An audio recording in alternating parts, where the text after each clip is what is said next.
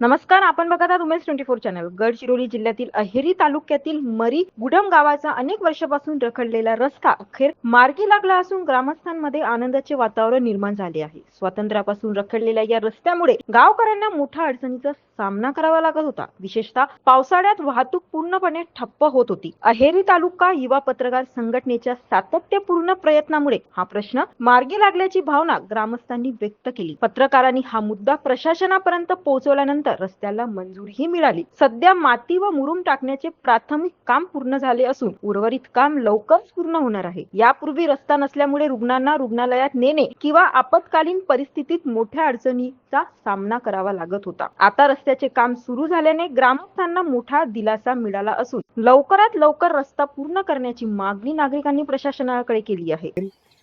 2-3 महिन्यापूर्वी गावातील लोकांनी पत्रकार परिषद घेतली होती की मागील 50-60 वर्षापासून आमच्या रोडवर VR नंबर नसल्यामुळे रोडची मोठी दिक्कत आहे.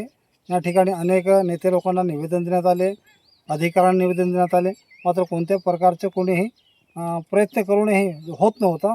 पण शेवटी पत्रकारांनी या ठिकाणी जेव्हा आले आणि पत्रकार परिषदेमध्ये पत्रकारांनी जे बातम्या छापल्यानंतर जी प्रोसेस झाली आणि दखल घेण्यात आली. तर काय म्हणाल तुम्ही?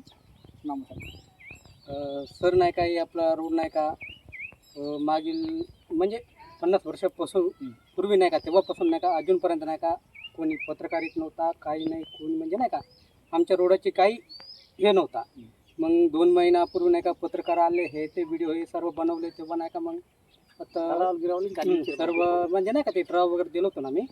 आता मग कसं कुठून का नाही का GR नंबर भेटला का काय का तेवढा आम्हाला माहीत नाही. पण आता नाही का रोड मंजूर झाला आहे म्हणून नाही का रोड लेवल केले. आता उद्या परवा तर नाही का ते बोर्डर घेऊन टाकायचं आहे म्हणे.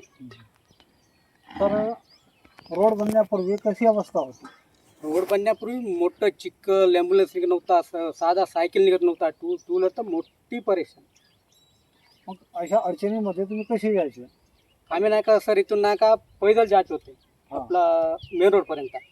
आणि काही असं पेशंट गिशन राहिला तर आताने उचलून नेत होतो ना मी मेन रोडपर्यंत. ॲम्ब्युलन्स तर अजिबात येत नव्हता. काही अडचण आला तर ॲम्ब्युलन्सला फोन लावला तर ॲम्ब्युलन्स फक्त नाही का आपला रोडपर्यंत येऊन नाही का उभी राहत होती. आम्ही नाही का इथून पेशंट असो, डिलिव्हर पेशंट असो, म्हणजे पेशंट आम्ही आत ती उचलून नाही का घेऊन जात होतो. आज कसा वाटतं? आता नाही का मला नाही का थोडा चांगला वाटतं. कारण की कसं गेल्या 2 महिन्यामध्ये नाही का आपण ते पत्रकारले बोलवून नाही का हे ते आम्ही केलो. मग तेव्हापासून नाही का कसं काय म्हणजे सरकारकडून कसं काय निर्णय भेटला का काय म्हणणं नाही का आता म्हणजे मला आता कसं वाटतं. तालुका प्रतिनिधी उज्ज्वल देवनासोबत बघत राहा उमेश 24 चॅनल. धन्यवाद.